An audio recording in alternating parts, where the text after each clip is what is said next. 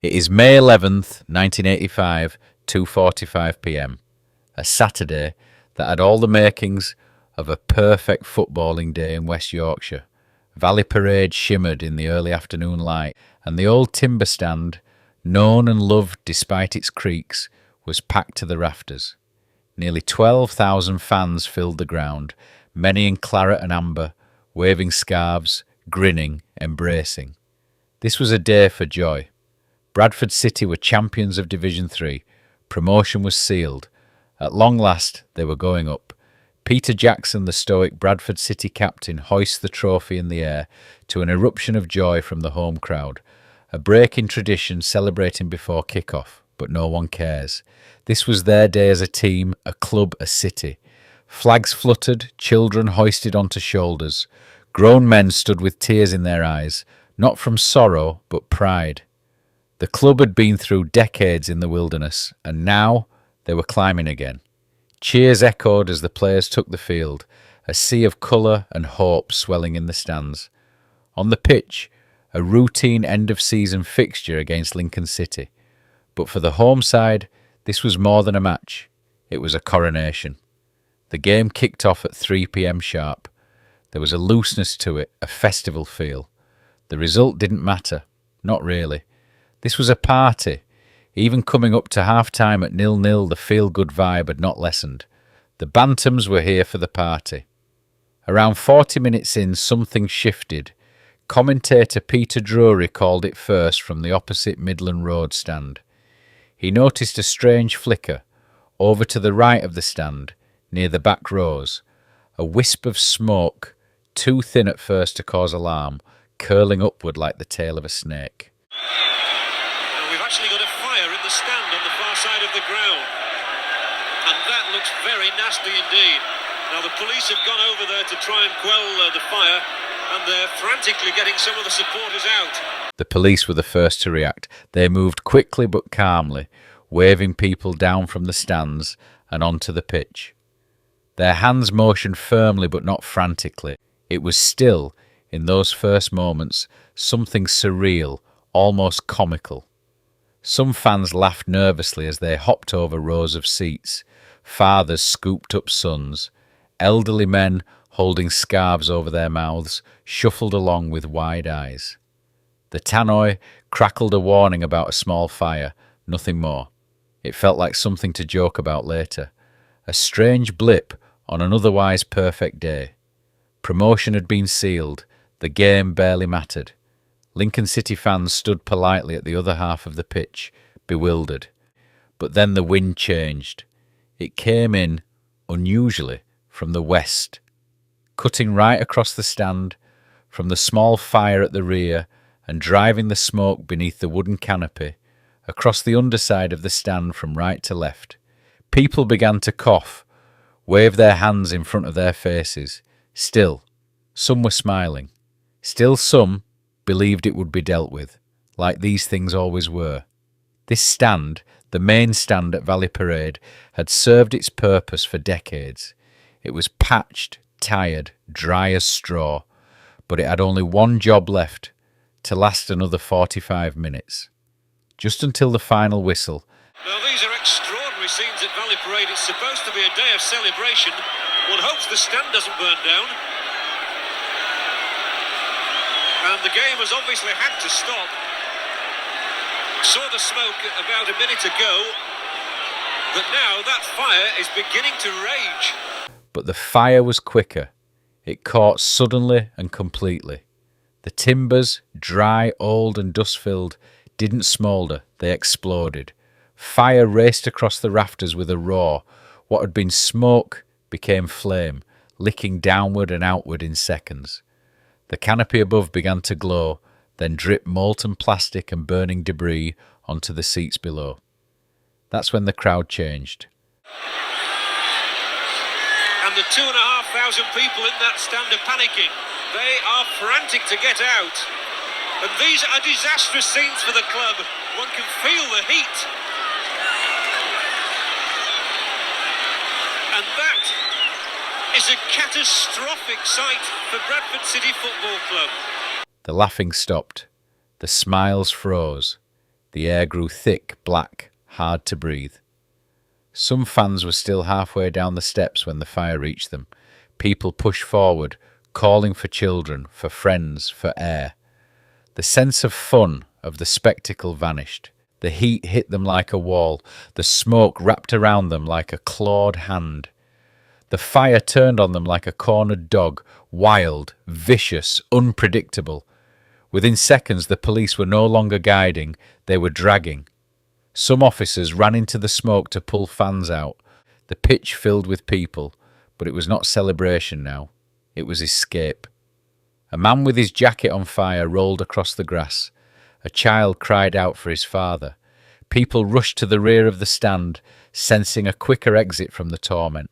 And above them all, one of the four horsemen of the apocalypse paused for just a moment, surveying the panic. Then the roof collapsed. Through the smoke, a fan saw him first, a figure emerging from the black haze at the front of the main stand. And look at that! Oh, the poor man! Oh, this is awful! The police desperately trying to save the life of a supporter. He'd come to watch the football. This is human tragedy.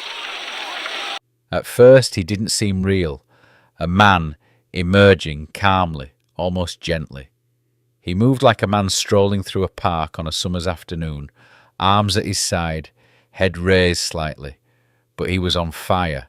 Flames danced over his back, wrapped around his arms and shoulders. His clothes had become fuel. The air around him shimmered with heat. But still, he walked. Those who saw him never forgot. He made it onto the pitch, steps purposeful but slow, shock embedded in his every movement. His skin was blistered, his breath ragged, but his face was strangely peaceful. Not from serenity, but from disassociation. The mind had stepped away, perhaps to protect him. His nerves had stopped registering the pain. He wasn't screaming, he wasn't running, he was walking, and that made it even worse. A police officer sprinted toward him, a fan too. They threw jackets, tackled him to the ground, beat the flames with scarves and jackets. But the fire had done its work. The heat had sunk past skin and into muscle. The damage was bone deep. He didn't die there on the pitch. He made it to the infirmary. He made it through the chaos and the ambulance ride, through the crowds of people searching for loved ones, the smell of burning still lingering in the corridors of the hospital. But that night, his body gave out. Too much tissue destroyed, too many systems shutting down. He died, nameless to many, unforgettable to all who saw him. That fire at Valley Parade lasted just 4 minutes. That was all it took to turn a wooden stand into a furnace. 54 from Bradford City, 2 from Lincoln City. 10 minutes ago, we were looking at a football game. I now look at a sad and tragic sight. The ambulance is beginning to arrive, and the stand is almost gone. The roof of the stand must surely cave in any minute now. And the flames are in fact on the side of the pitch. Policemen's helmets strewn everywhere. Bits of the roof of the stand are strewn everywhere as well. And at the moment there is calm, but most of the people on the pitch simply can't believe it. They just do not know what to do or where to go. The heat, the blaze is quite astonishing, and look at that for a picture. It's the saddest sight one could imagine. The aftermath was an open wound across Bradford, shock rippling far beyond Valley Parade. In just 4 minutes, a football celebration had turned into the worst fire disaster in English football history. 56 lives lost, families, fathers shielding sons, old people unable to move quick enough, and some, like the man who walked calmly through the flames, already beyond rescue. An inquiry followed, chaired by Sir Oliver Popplewell. It aimed to understand how it happened, why it happened, and what needed to change. It revealed a catalogue of neglect, the timber stand, the build-up of litter beneath the stand, newspapers, crisp packets, decades of forgotten waste. All it took was a stray cigarette. The inquiry led to changes in stadium safety across the country. Wooden stands were condemned, fire safety regulations rewritten, and emergency procedures overhauled. It was too late for those 56 souls, but their memory changed football forever. And still, the town remembers. Memorials stand not just in stone, but in silences, in annual services, in the empty seats left behind. It's not just a part of Bradford's past, it's stitched into its present. The fire isn't just a tragedy, it's a story of loss and of resilience, a warning, a remembrance. It is the 3rd of May 2024, coming up on the 40th anniversary of the disaster. A Valley Parade stands silent, remembering the victims of 4 decades ago, impeccably observed by the home fans as well as the 420 Fleetwood fans that have made the journey for the final game of the season. This year, the atmosphere is different, promotion not guaranteed. Bradford City have been hanging around the automatic promotion places since January. The fans know disappointment in this part of the world, never daring to get their hopes up. All Bradford need to do is win, then Walsall, their nearest rivals, are ruled out and destined for the playoffs. On paper, mid-table, Fleetwood had little to fight for beyond pride. And with Bradford boasting the best home record in the division, it seemed a formality. But nothing ever comes easy at Valley Parade. Early on it was Fleetwood who threatened to spoil the party. Matty Virtue nearly stunned the home crowd, denied only by a sharp Sam Walker save that kept Bradford's hopes intact. At the other end, Callum Kavanagh's powerful header rattled the crossbar. So close, yet not quite. As the minutes ticked by, anxiety gripped the stadium. Then came the gut punch. News filtered through that Walsall had taken the lead in the 59th minute at Crewe. The crowd, once buoyant, was silenced into tension. Bradford, despite their dominance in possession, struggled to find the cutting edge. Nerves were fraying both in the stands and on the pitch. Manager Graham Alexander rolled the dice. Defender Jack Shepherd was pushed forward in desperation. He came agonisingly close, his volley smashing against the post. Ahead of Lapsley. Kavanagh was in there as well. Oh, for him and a goal. Halliday. It's still there for Bradford. Lapsley. Shepherd. It won't find its way through. They're claiming handball. Sarkovic then looked certain to score, but somehow blazed over from mere yards out. That could have gone anywhere. Half of added time elapsed. Here's Halliday. Calling for it was Shepherd. Decent curl on it.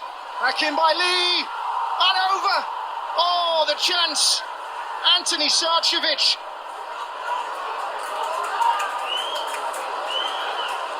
He can't believe it. Exactly where Bradford wanted the ball to fall. The dream looked like it might die a cruel death. And then, 96 minutes, time almost up. A mishit shot from Lapsley bobbled through the area, a half chance at best. But Antoni Sarkovic, the promotion specialist himself, stuck out a leg and diverted the ball into the back of the net. Lapsley, deflected and in!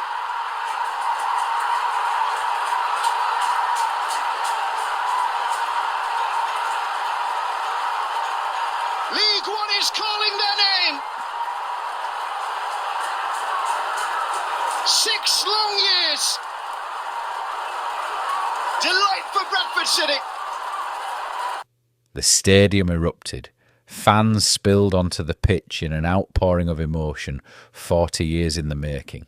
Promotion. Secured. And fittingly, nearly 4 decades to the day since the tragic fire at Valley Parade, Bradford had a reason to come together again, not in mourning, not this time, but in celebration. Manager Graham Alexander, newly crowned League Two Manager of the Year, had pulled off a remarkable turnaround. When he arrived in November 2023 to replace Mark Hughes, the club sat 12th. By Christmas, a dismal 3-0 loss at Notts County left them floundering. But then came the transformation. A club record 10 straight home wins, an unbreakable spirit, and the emergence of Valley Parade as a fortress once more. Even without top scorer Andy Cook, sidelined since New Year's Day, Bradford found a way. Reduced ticket prices brought the crowds, and the team responded, none more so than in front of a record-breaking 23,381 fans in the spring run-in. And so, 17 home wins later, with just 2 victories in their last 10 heading into the final day, the Bantams found their hero and their moment. The celebrations didn't stop at full-time. A week later, Centenary Square was filled with claret and amber, with fans singing long into the night.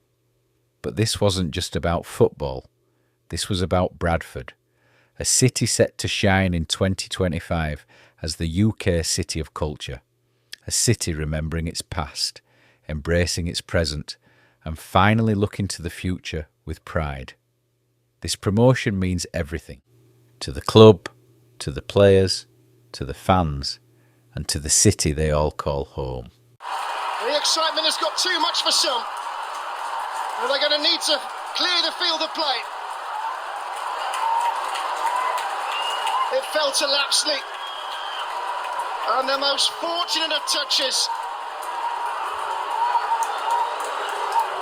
Right at the end of the game. They could hardly have left it any later. And scenes of pure joy. Everybody calling for the whistle now. And they thought they'd already had it.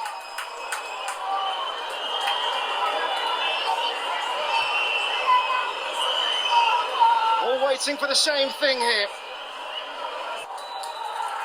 There it is! It's called promotion! Bradford City will play League One football from August. And didn't they do it the hard way?